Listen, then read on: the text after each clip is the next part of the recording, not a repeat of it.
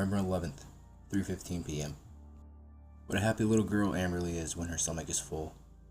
She crawls out of her closet and looks up at Nell and smiles. Her blood-stained teeth are bearing bits of flesh. She rubs her teeth clean with her tongue, chewing the little bits of skin before swallowing. Nothing goes to waste. "I'm so happy for you, baby," Nell adamantly confesses. Nothing makes a parent prouder than seeing their child eat all their food. Although Scion was mostly fat and meat, Nell doesn't know what he had for breakfast or the night before. He could have eaten vegetables.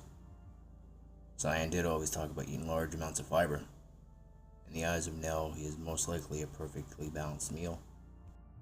The damned woman is trying everything not to see Scion's death as a brutal, violent murder of an innocent man who just happened to be in the wrong place at the wrong time. On the bright side, this is the first time she's seen Amberly smile in a while. Best not to waste it on regrets over Scion. Besides, the mailman has helped her. Raw meat bought from the grocer worked for a couple of days, but Nell now knows that Amberly is a hunter. She can eat up 3 times her weight, just like a lion in the South Sahara Desert. Food is best when it's fresh, best eaten right after a kill, and just like the lion, tends to get very messy. "Come here," orders Nell. Amberly slowly makes her way over to Nell, who sits down on Amberly's bed and uses the blanket to wipe her daughter's face. "You're a young lady. Young ladies don't walk around with dirty faces, do they?" As Nell cleans the gore off of Amberly's chin and cheeks, she notices something remarkable. The little girl is rejuvenating herself. The life force of another is not necessarily healing her, but giving her strength, and slowly her beauty will return. Although she is dead, she looks more alive now than ever, with her perfect blue eyes emerging through the white. "See?" Nell asks as she finishes wiping off the blood. "Such a beautiful young lady." The good times are over rather quickly, as it's up to Nell as she grunts with frustration and disgust as she drags Scion's mangled corpse down the hall. Tears formed of heartbreak stream down her face for the man she once called friend, and that's what Scion was. And there's nothing left of him, save for roughly 10 pounds of chestnut-colored skin, maybe a pound of brain matter, 2 pounds of intestine, 1.5 pounds large, and ½ pound small. Very thorough for a little girl. If there is any solace to find in this man's death, it is he was delicious from head to toes. Literally. Weird enough, the only digits left are both his distal, middle, and proximal phalanx of the exterior toes, or more commonly grouped and referred to as the pinky toes. Amberly follows closely behind, looking at Nell then the Scion like a hungry, greedy dog watching its owner pour more kibble into her bowl when she's already eaten. She doesn't care so much that Nell is touching her food, more curious as to where she's taking it. "Best to keep this out of sight, sweetie." Nell reaches the basement and opens the door, yanking in the corpse. It thuds as it tumbles down the stairs, smacking on the cold concrete floor below. Nell tiresomely descends the stairs to retrieve the dead postman. She grabs him by the ankle, stripped of skin, and drags him to his new spot in the corner, right next to the water drain and oil tank. Better to have the blood filter away through the pipes than to dam the entire first floor. As soon as Nell lets go of the body, Amberly runs to it, amazingly still eating, still hungry. On top of that, she gets to dine in the dark, with minimal to no disturbances, and for Nell, out of sight equals out of mind. "You haven't had enough?" Nell asks, even though she could quickly guess the answer. Amberly is constantly hungry. To imagine the energy it takes to fuel the recently resurrected. Instant digestion, in a body that is now designed for doing nothing but killing, eating, and healing itself. A body that fights to stay alive and active. When the heart doesn't pump any more life through its veins, she's unearthly fast and inexplicably quiet. Even a normal child running around all day tends to eat a big meal. Scion wasn't a big man, but he was a grown adult. Even he cannot fill Amberly's hunger for more than 30 minutes. What Amberly needs is a more significant food supply. For Nell, an epiphany. Taller, bigger, and meteor men, victims. Later that day, "Heaven help us," begs the shocked Rodney as he stares at the blood covering his living room floor, knowing that there is something most definitely wrong. No shit. He has no idea who is at fault, but unlike Nell with her head in the clouds, his head is firmly still planted on his shoulders, aware that there are going to be severe consequences for whatever has happened. Amberly came back to them, only she brought along a ravenous appetite. So much blood. The question, from what? Or who? There's no way it's from raw meat. That much he does know. What has Nell done? He asks himself, unable to answer it.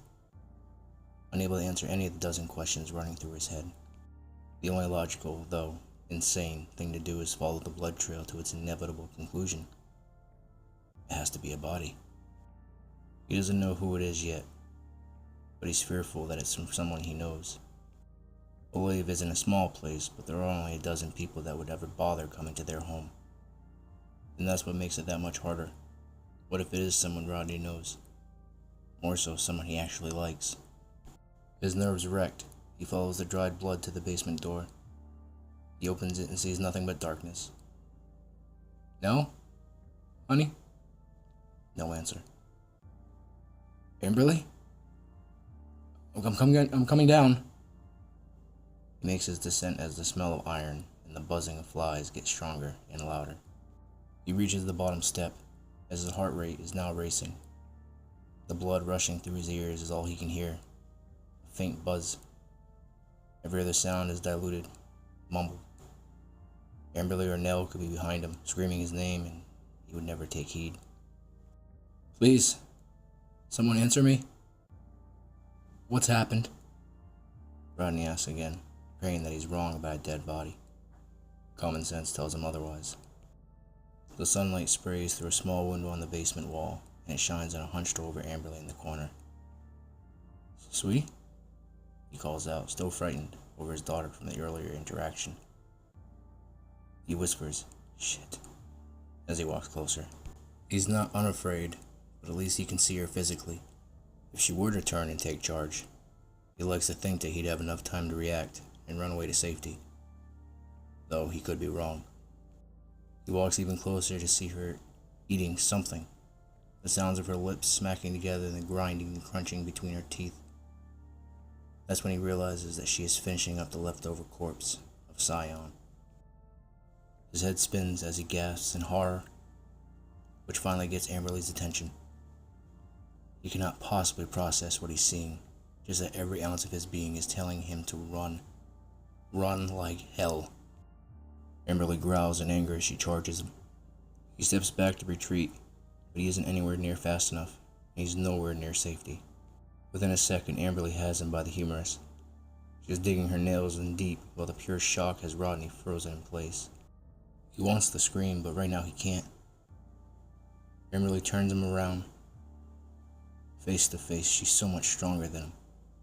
He can't breathe, and it doesn't seem that she cares at all. His strength and resolve are dwindling to nothing. "Please stop. Oh, God, please stop." He finally begs as the stench of Scion pours off of her breath and down his nostrils. He fears the worst when, "Stop!" Nell's voice screams out as she runs down the basement stairs. "Drop him! Now!" She orders Amberly like a dog, who reluctantly lets go of her father. "Bad girl, that's your daddy. No. But to Amberly, Rodney is so much more. Potentially another meal. And he knows it, as he kicks and screams his way to the steps. "The fuck is wrong with you, Nell?" He hollers, holding his shoulder, the words barely coming out. He fights through the pain. "And whose body is that?" He notices the skin tone of the corpse, as well as the piece of fabric from his friend's uniform. "Oh, God, is that..." Rodney can't keep his head together. He's losing it, badly. "Oh, calm down, Rodney," Nell says. "Don't tell me to calm down. I fucking warned you. She killed the person, Nell. It's not her fault. But look at her. See how beautiful she looks now? It's what has to be done to keep her healthy. You're gonna have to deal with that. Nell responds. Doesn't matter how bad it gets. Nell's never going to open her eyes and see Amberly for the monster that she has become.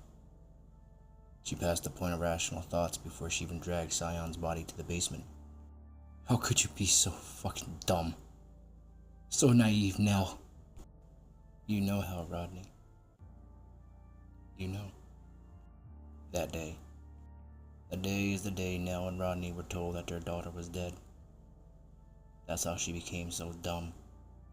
So naive. She was forced to turn a blind eye to natural and supernatural. Forced to ignore the real world and its problems. Amberly's back, and that's that. No more reason, no more thinking. Realism is mysticism, and vice versa. This ends, Rodney threatens. No, it doesn't. You can't. Watch me, Nell. You need help, and that thing over there, that is not Amberly, damn it. Rodney, please, can we talk about this just a little? No, we cannot. Rodney shouts before turning to walk away. Nell, panicking, looks all around for a way to stop Rodney. She's not strong enough to subdue him, and Amberly would tear him limb from limb. She wants to stop him, but doesn't want him dead. It's then she sees a garden spade lying on the ground. Before Rodney can climb even 3 steps, Nell grabs the spade and hits him over the head as hard as she can. Blood trickles down his brow as he grimaces in pain before falling down the steps to the ground below. November 12th, 5 a.m. The pain I had. The first 2 thoughts that cross Rodney's mind as he wakes up with his right hand cuffed to a chain wrapped around a beam in the basement. He's hurt and disoriented, chained up like a dog by his wife, the love of his life. Wake up. Voice coos from the dark. The light turns on. Nell stands in front of Rodney with a plate of salad. You'll have to eat green. We don't have any meat left. Yeah, because of that little monster. That monster is your daughter, Rodney. No, my daughter is dead. Like this fucking marriage. Forget how cute you got when you're angry. She's teasing him. She is incredibly frustrated that Rodney cannot see things now the way that she does. So traumatized by the events surrounding her child's death, she keeps turning the other way. She loves Rodney. Otherwise, he's sure he'd be just like Scion, being slowly digested. Your daughter is alive and healthier than before. She needs her father more than I need my husband, Nell says, placing the salad at Rodney's feet. Rodney bleakly states, she's not gonna stop. No, you have to know this. No matter how far down you lock up that feeling, you know. You're wrong. I've looked in our daughter's eyes, and unlike you, I can't stop looking at her beautiful face. And I don't see a monster looking back, I see our Amberly. Our Amberly would never hurt a fly, let alone kill our fucking mailman. For God's sake, Nell, he has a family, he has kids. He was our friend. Now he's dead. I can control her, Nell admits. How? Please, I'd love to hear. Nell smiles. Well, for starters, she's watching cartoons. And all I have to do is give her lunch and ask nicely. Rodney shakes his head in disgust. You got fucking sick. Who'd you feed to her this time? Don't be rude, Rodney, Nell says. But it was Janine's dog, Prince. Our neighbor's dog? That's fucking rich, Nell. You're gonna keep murdering everything and everyone? You hated that dog, she shouts back. She isn't wrong. And if Rodney weren't trying to make a point, he'd admit it. I know what I'll do for my daughter. Do you, Rodney? I'm not willing to move first in line for lethal injection. That's unfair. Rodney tilts his head in disbelief. It's fair. You have to be shitting me. Baby, I see that I can't convince you, but it's wrong. For Christ's sake, look at what you're doing. I'm your husband, you have me chained like an animal in our home. Are you willing to end this? Everything we've built over a delusion? Once upon a time, this whole life of ours was a delusion. I'm protecting our child, Nell insists. It's all out of love. And how far are you gonna go? As far as it takes. There's nothing I won't do, Nell says, looking deeply into Rodney's eyes. He knows she's dead serious. Nothing. Rodney smiles, not through humor, but how batshit crazy Nell sounds. That's good, Nell.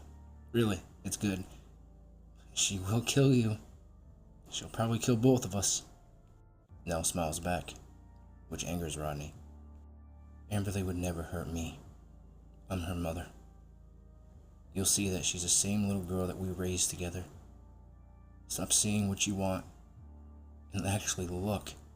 Watch. Nell leans in and kisses Rodney on the cheek. I promise. Amberly is back. She leaves. Rodney screams. No, don't. Help me, please. Don't fucking leave me here. Don't leave me down here, Nell. But she doesn't listen as she slams the basement door shut, leaving Rodney once again all alone in the dark, with nothing but the pile of mulch formerly known as Scion. He's left to deal with the stench of defeat and a dreaded sense of his mortality. Time to ponder what he has done and said about his child. Such a bad boy. Noon. Hot steam from the shower covers the bathroom mirror before he hand wipes it clean. Staring at herself is a naked Nell. Her body is stacked paragon even after having a child. She was never one for being lazy. Fit, fit, fit. That's her motto. She has the curves, hips, breasts, and legs that go for miles. It's always been an advantage for women. Their curves, men's weakness. Their soft skin, sweet voices, and gentle touch. A mother's touch. She's gorgeous, beautiful, and humble. It's what makes her irresistible. Rodney must be out of his damn mind. Nell sure is. Maybe it's a sexually contracted result of their lovemaking. Amberly needs to eat. Nell knows this. To control her daughter's hunger and aggression, as well as to keep her looking young, healthy, and normal. As normal as it can ever be, at least. As much as the thought of murder doesn't precisely turn Nell on, she needs to help her daughter at any cost and pay the consequences later. Time to use her looks to get what she wants. Something that might be hard for her since she's never done it before in her life. Honestly. It'd be fair to say that most men who see a woman like Nell would most likely assume she's done it 100 times. The truth is, she always hated the attention that her beauty brought. Hard to tell what she might have today if she let her looks do the talking and not her mouth. Chances are she'd have someone more loyal than Rodney. Then again, maybe someone worse. She's not selfish or vain. Though if her looks could help anyone who is in need, she would make use of it. There's no better person to help than her own daughter. Downtown Olive, the soup kitchen. Nell and Rodney visit every Thanksgiving and Christmas to donate turkeys and hams to the homeless. Always willing to be helpful. Anything to ease the burdens on the souls who always seem to be less fortunate and severely hard-pressed. More so Nell's idea than Rodney's. He'd rather keep what he's earned than give it to the needy. He's not rapacious when it comes to money. It's just harder for him to give away the things he worked hard for. At least for free. Nell has always had a better understanding that some people are born with everything, while most are born with nothing. There is no in-between, a difference as significant as night and day with no shades of gray. She enters the building. It's just a large cafeteria in the old elementary school. The town saw no need of knocking it down, so it became a home to the homeless. A hobo haven, which has been getting more substantial through the years with no identifiable reason. Most likely the shrinking economy.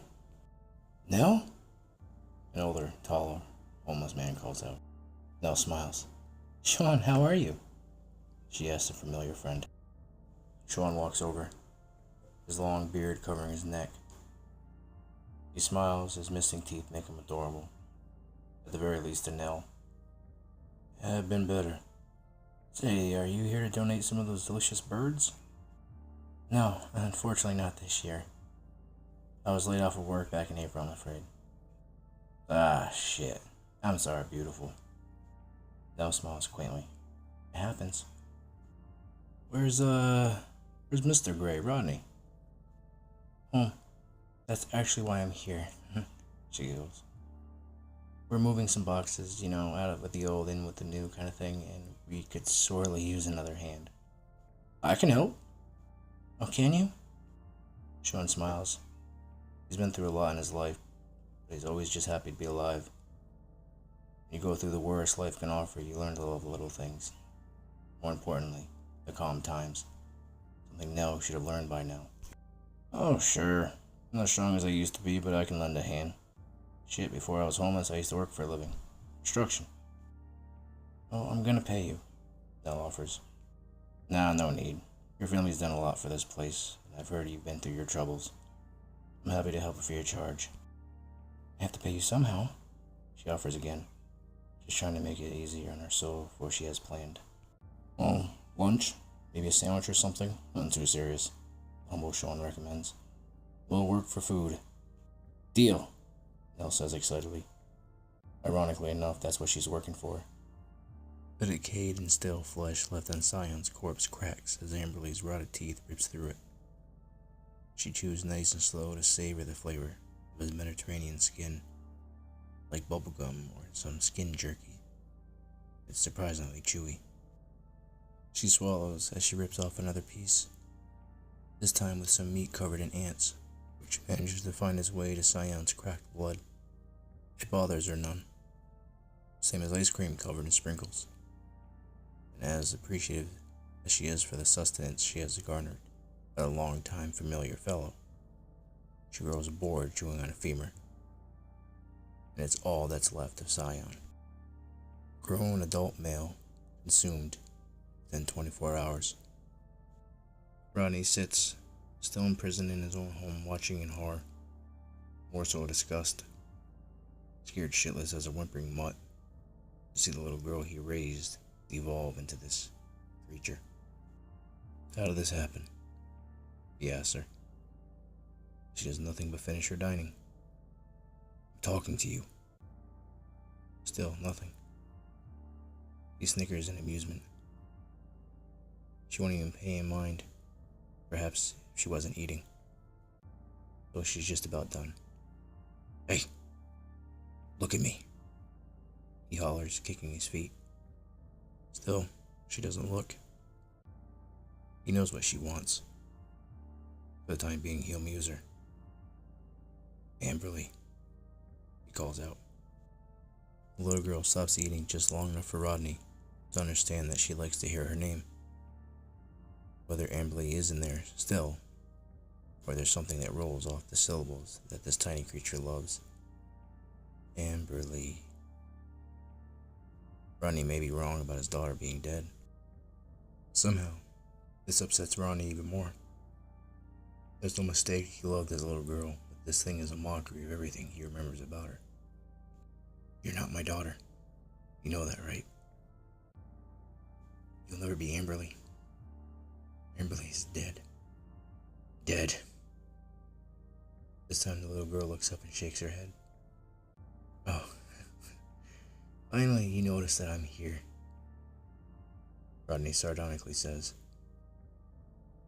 You think that you're Amberly? She nods.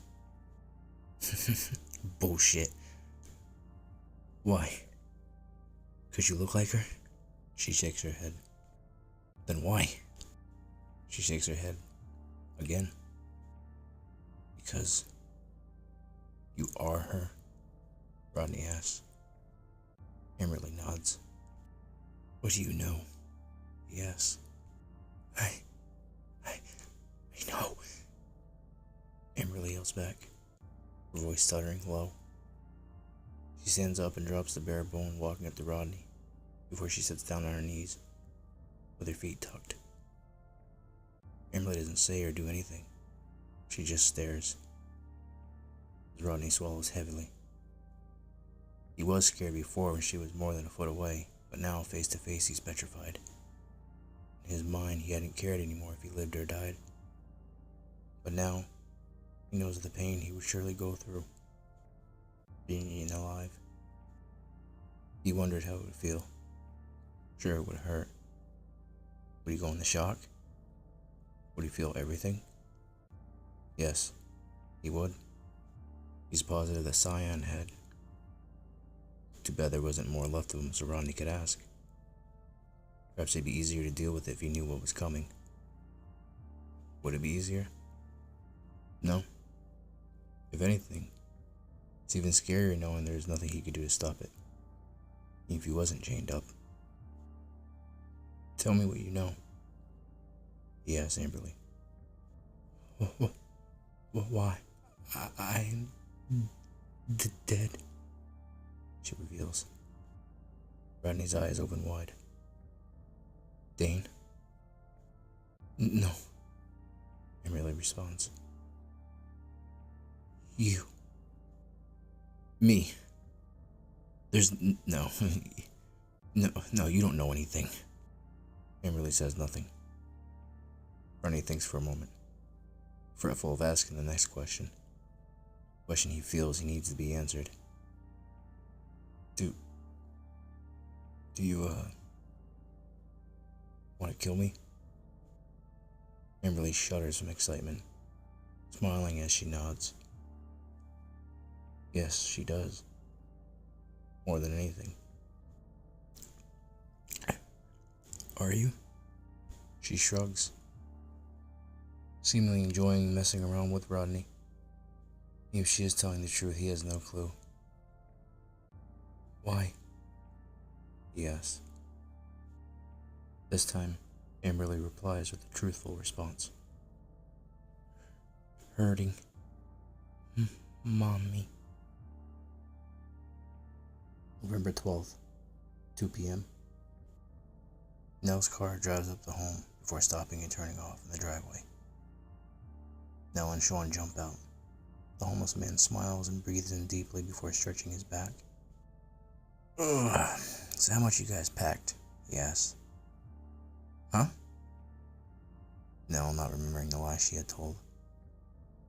The boxes, Sean replies. Oh, right, yeah, all of it. There are like a dozen boxes ready to go, Nell says. That's all you need to carry. Sounds like tit work, Sean comments. Older generation he was raised with. Never afraid of good old-fashioned manual labor. Gives him a sense of worth and pride. Work hard for what you get. Oh, we're losing daylight. Is Rodney inside? Yeah, just give me a second. But you can go inside. Door's already unlocked. Sean smiles and makes his trek to the front door as Nell walks around her car and opens her trunk. Laid out in all its glory is a 4-way lug nut wrench. Sean goes to open the front door, but it's locked. The smell of iron and death emerges from underneath the wooden frame and rises past his nose. The scent is so strong that it catches him off guard as his knees buckle. He coughs from the deathly ammonia. Mrs. Gray, what's that smell? He asks. He doesn't hear anything but the sound of running footsteps. The old man turns around just in time to see Nell sprinting as fast as she can before clobbering him in the jaw with the wrench, shattering the bone. He grunts an enormous amount of pain as he falls to his hands. His blood and broken teeth pour from his mouth and the bone hangs on by nothing more than skin. Please, help. He wants to scream, but there's no way that he physically can. All he can do is look up at Nell, who lifts her wrench above her head and asks, Why? He puts all his strength into crawling away. He's too disoriented. The only direction that he can go is towards his murderer. His chest rubs against the cold wraparound porch as the strength in his arms fails, and he's no longer able to keep himself up. The pain in his jaw grows worse as the migraine he's suffering from becomes unbearable. He begins to sob and cry from fear. As politely and sincerely as she can, with tears in her eyes, she leans over to the sweet man. I am so sorry for this, Sean. I am. I want you to know that before I do this, I need you to know I'm not a monster and it's not personal. I'm just a loving mother. You think I have a choice? I don't. Nell swings the wrench down and violently cracks his cheek, breaking the malar bone. She was aiming for his frontal lobe. His left eye lodges loose as Nell gasps. Her gag reflex is working overtime. She stops for a moment to watch Sean, barely alive, fighting for his life. The old man has no clue to what has happened. For a moment, she considers letting Sean go. But the more time she debates with herself internally, the more time she has to dwell on Amberly. After all, this poor man is in more pain than he needs to be. It'd be the humane thing now to finish her mission and kill him. He'd be dead anyway within 30 minutes, just from the blunt force trauma he has experienced. Please forgive me, she cries, tears falling from her eyes as she throws all her weight down, slamming the wrench over Sean's skull. He goes limp as his right eye rolls into the back of his head, yet the left eye stares down as it had been popped from the socket. He is beautifully, yet morbidly displayed on the front porch, having been sacrificed for Nell's greater good. Nell knows, finally, that she has committed the vilest act a human being is capable. Murder. She falls to her knees, sobbing. Death had better be worth it. Everything for Amberly. Everything for her little girl. Sean and Cyan have both died to keep Amberly alive. It has to be worth it. It has to rewrite the wrongs of her murder somehow, to sacrifice these men for a little soul who had gone through hell while being alive. It just has to compensate the means for which to keep her alive from now on. Better be. What parent wouldn't sacrifice everything for their children, even if it meant sacrificing their ethics and freedom for a lifetime in prison or death? Nell musters the strength to drag Sean's body into the kitchen and then to the basement door. She drops the body and opens the cellar door.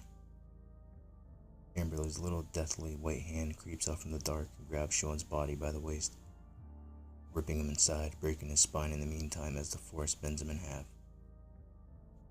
Nell slams the door shut, quickly, so she can go on pretending none of this happened, or at least repeat it for the correct reasons. Hard to do if she's watching Amberly rip the old vagabond apart in front of her eyes. No! Rodney screams from downstairs. No! No! But Nell has no desire to answer the pleas of her husband. She crawls up and cries from her anguish, something she brought on herself. Rodney warned her. She didn't stop and now most likely won't. What's the point? She already murdered an innocent man. Doesn't matter if that turns into 2, 3, or even 20. For now, she listens to Amberly tearing old Sean apart, and the gasps of Rodney, who is not only hearing it but watching it with his own eyes. She wages war inside her head, one half battling for a sense of ethics, while the other half is trying to subdue her rationality.